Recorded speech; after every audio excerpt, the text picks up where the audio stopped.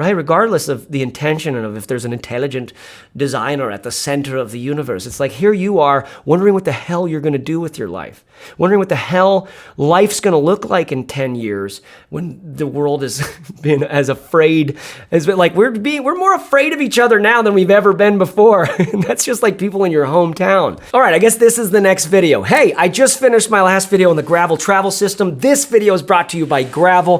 Thanks, Gravel. This travel system is actually really sick. You should check it out. I did a video. I'll link to it below. How are you? What's going on? Let's talk about life. I set up my here in a hotel in Ashland, Oregon. I had to rent another hotel room just because it's like I'm not going to be able to. We've been on the road for so long. We're looking for a place to live. Actually, we're looking for a place to live. I'll tell you more on the details later. But in the meantime, we're living in a hotel with a pool, and it's actually kind of nice. Traveling around, being nomadic in the time of coronavirus, but getting ready to put down some roots, and I think we may do so here in Ashland, Oregon. It's interesting because I think the whole world right now, if you live in a larger city center, I saw someone on Twitter being like, right now the only reason why you'd live in a city because all the work is remote is because you like the pain. And I part of me likes to be close to cities because I like to be close to where creative people are. I find people to be very sexy to me. I like people who inspire me, right? Who make more money than me, or who like make better work than me, right? But that's just not what I'm doing most of the time with my life. Is like most of the time I'm like raising kids. I made a video on traveling with my kids out of a car. You don't need to upgrade to a van. You can just do you don't need to have a spot for every dongle. Like that video, I'll link to that below. Like I said, the Gravel travel video that just came out, that is, let's just say they're sponsoring this. Thanks, Gravel, because that was my first sponsored video. Really, I mean, and in some ways, a lot of the videos I've done have been sponsored, but nothing's really been paid for in this way, where it's like, hey, just do you. Here's the gear. Here's your check.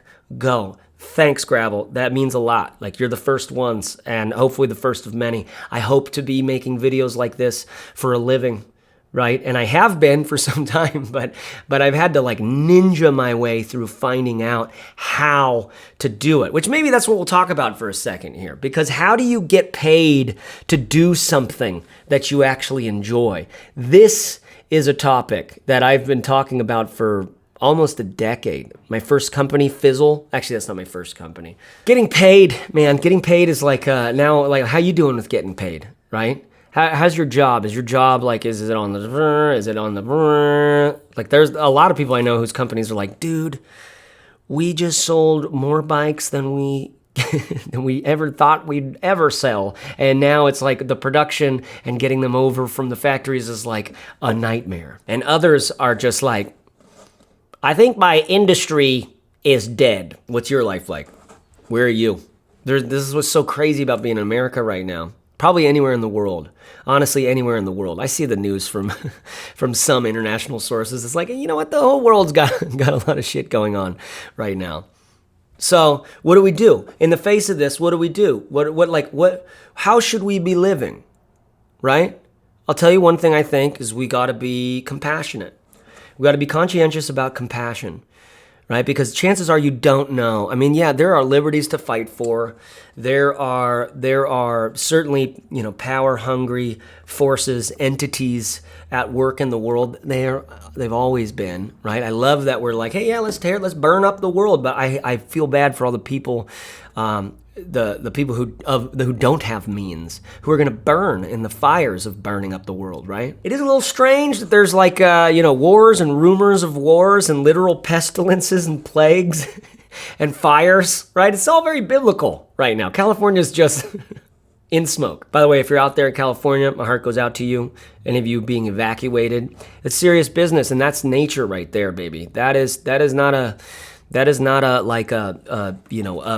virus that came out of some goddamn lab somewhere or from some weird, horrible pig farming practices. It's like, we got to take seriously how we're feeding ourselves, how we're treating this land, the planet. This is spaceship Earth, dude. We put a hole in this thing and we're all going to sink. And it's a hot year. It's a very hot year, and there's not been a lot of water. So, It's a big time moment for California. I'm in Southern Oregon right now. We're not very far. We have all the same sort of situation, potentials going on here. So, for all of you living, is there other places in the world that are on fire too? Or is it just California? Things are good in the Reeves clan. Things are good, actually. My son's 11. My daughter's 3. You as a father, I'm constantly just grading myself, and I'm grating myself because I feel like I'm not doing very good. One of the first websites I ever started was called Father Apprentice. I got to find out if I have some of that somewhere in archive and try to get it back online. It was about being a dad who wasn't good at being a dad. It was for new dads who wanted to be great and who found that they just weren't. The idea I kind of landed on there is you think you're shaping your kids, but they're really shaping you.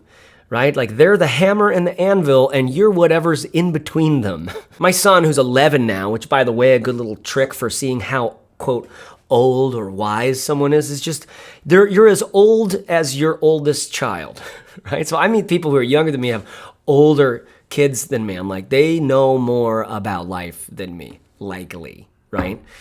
Remember that. It's like dog years. How old are your kids again? I'm always trying to be a good dad because I just feel like existentially that is just one of the things that I can look at and go like, my life wasn't a total waste, right?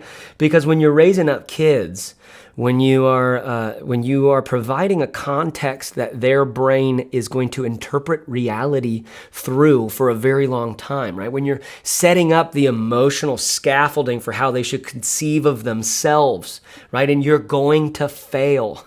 You're going to fail. You're going to screw it up royally, just like your parents probably did, right? And yet here you are, resilient. My goodness, humans are resilient, right? So you're not going to lick it, right? You're not going to be nailing it. So I'm trying to tell myself that even while I'm trying to do a better job, like not fail, because it's really challenging to put yourself aside for the betterment of some crew that you're like, well, who I am now is related to, in some fundamental way, how well I'm doing or how much I believe in the environment these folks are living in. You know what I mean? How nourishing is the space that they're living in? How is the emotional connection? How is the creativity, the innovation? What is their capacity of their central nervous system, right? How are they doing when they get overwhelmed, when they want something and can't get it, when they're hangry,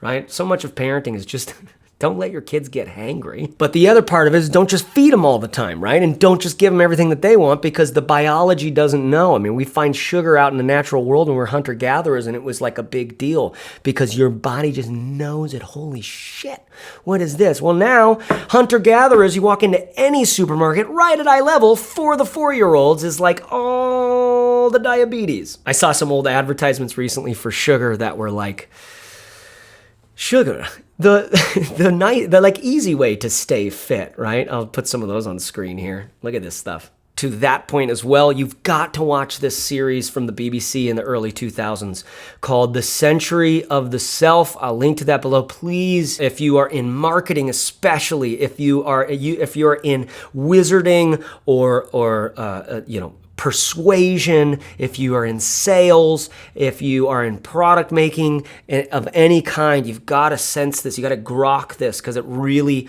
in 4 documentary episodes, it lays out a really great history of how we got to where we are specifically in media, advertising, and storytelling in branded contexts and stuff like that. Fascinating. I had known actually quite a bit of this before, but the way that it put it together with the footage, like there's this one clip of Martin Luther King Jr. where you're just like, holy crap.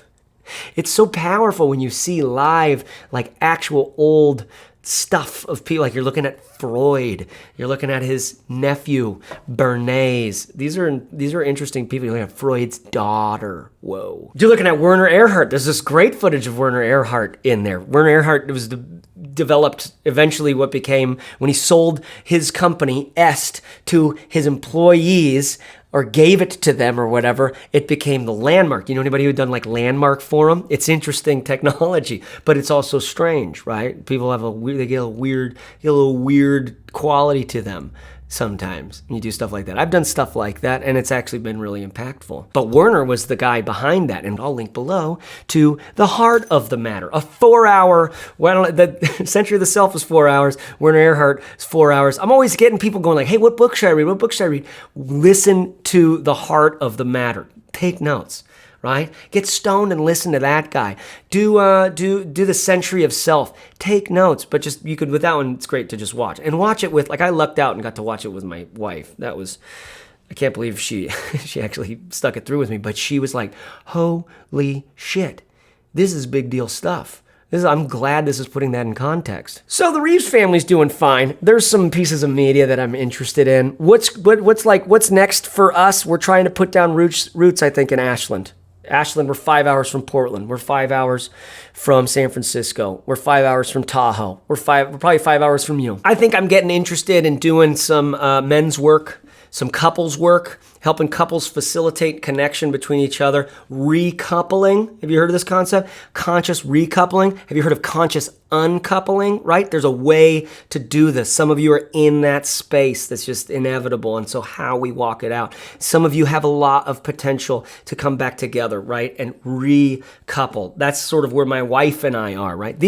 That's the most, to me, that's, if we want to change the world, we affect people who are having kids, because if we can affect the environment where kids are being raised, just emotional connection-wise, we can get them that internal, that magnetic true north in a sense that's like, oh, I'm from people, right? It's like, my parents don't hate me. Like, it's just hard to raise a child. If we can see moms and dads, or dads and dads, or moms and moms, or whatever, connecting vitally, communicating, saying like, well, I feel like going this way. Oh, baby, I love that about you.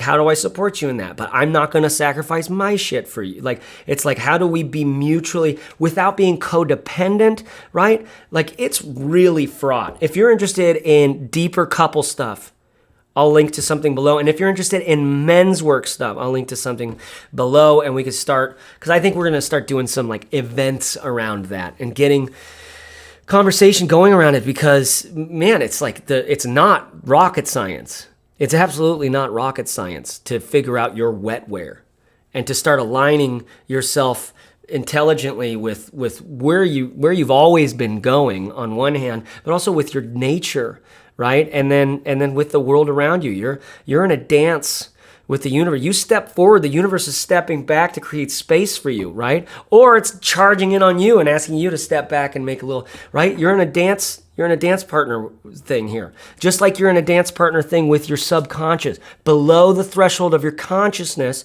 there's a mystery called you, right? Grok that. Realize there is what you know, what you know you don't know. There's also what you don't know. That's a part of you, subconscious. This is like kind of like we all just take it for granted, but not a lot of us dig deep and go like, oh, that's me. I'm a mystery to myself, and I can be in connection with that mystery. I can try to look for the clues of what that mystery is trying to tell me, because it actually speaks. All right, I should stop there. I've rambled. I don't know how long this is, right? I don't know what I've even said. I'm just kind of giving you a sense of like, hey, here's what we've been talking about. Here's some shit to watch. Really, those documentaries like, and Werner Erhard's Heart of the Matter. You could probably find something to download that, put that on your phone, and go on a couple long walks with Werner Erhard's. Let's get this, my buddy Dan Tacchini, phenomenal coach, phenomenal leader. Like, love this guy. He and I will always do like these little impersonations of Werner Erhard, because he comes in the room. Werner used to come in the room and be like, at like what an est session where it's like all these people have like paid to like, hey, I'd like to work on. It's like that Bikram yoga documentary. Bikram, who was creepy, because people who have spiritual power, they get creepy. Why? Because they're not perfect, right? We expect them to be perfect, and we surrender and submit, and then it's like, oh, they're taking advantage because they're monsters, because I'm a monster, because we're all monsters in a way. This is so much of what, like, if you were in World War II, if you were in Nazi Germany, if you were back then in the early days of that, and everyone around you is going like, holy shit, you get swept up into something. Are you gonna, like, because you're getting swept into shit right now. There's a mass, there's a herd. We're very energetic, like herd animals in that way. Would you really sit back and be the one person going like, I'm not doing that arm-raising thing to this crazy lunatic? We all like to think that we would be, dude. A lot of you have ancestors who were back there, or in some version of that, and other versions of that throughout time, right? It's crazy how much fascism, the Nazi mentality, really is this distillation of like what is possible, and like, holy shit, how fast did that happen? It happened fast, and nobody knew it was coming. And now we're looking at everything going like, that's possible. And because we're so concerned about that, we could turn so many things into that, right? Maybe even things that weren't even going to be that. I don't know. The thoughts are causative, right? We're shifting things. We're affecting things by what we're looking for. Now I've really run down the rabbit trail, and if you're still here, please fire away a burrito in the comment and let me know. Would love to hear what you're working on, where you're going, how life is. Give me like a little readout in the comments, just like, hey, here's a general like temperature of my life. I know a lot of people in my life are actually having quite a good time in coronavirus, are actually like, business is okay, back to the family, working more from home, which is just like, that felt great. It's like, that's a good place to be. If you're in that place, say thank you. Say thank you. Notice that you've got a good thing going. I know a lot of other people who are like, just literally so turned up to 11. Their system's so acidic. There's so much to be worried about. And a lot of those worries may not even be grounded in the real actual survival of their life.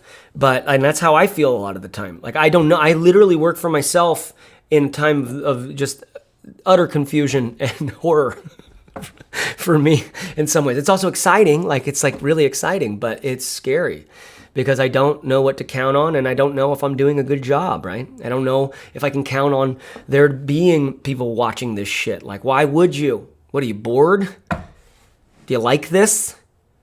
Why are you paying attention? Give me a little read off on your life in the comments if you care. Thank you for watching.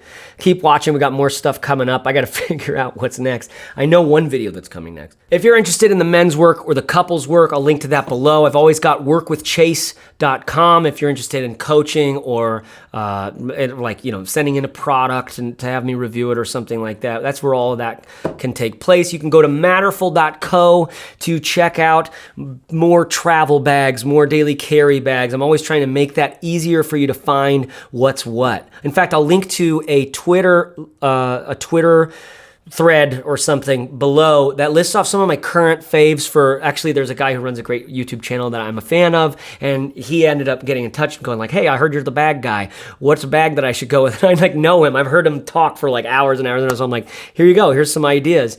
Listed off a handful of my favorite daily carry bags there, so I'll link there, and all of those are pointing back to the videos on Matterful, so you can watch full reviews of any of that stuff. I hope you find a way of moving through the world that you feel comfortable with, that you feel like it's you, right? Stepping into your own skin is one of the greatest gifts that you can possibly give the people around you, right? Good luck with that. Break a leg, as we say in the theater. And so it ends. May your life, like your death, have consequence. But just a little bit, because most of it's fun anyways. Okay, goodbye.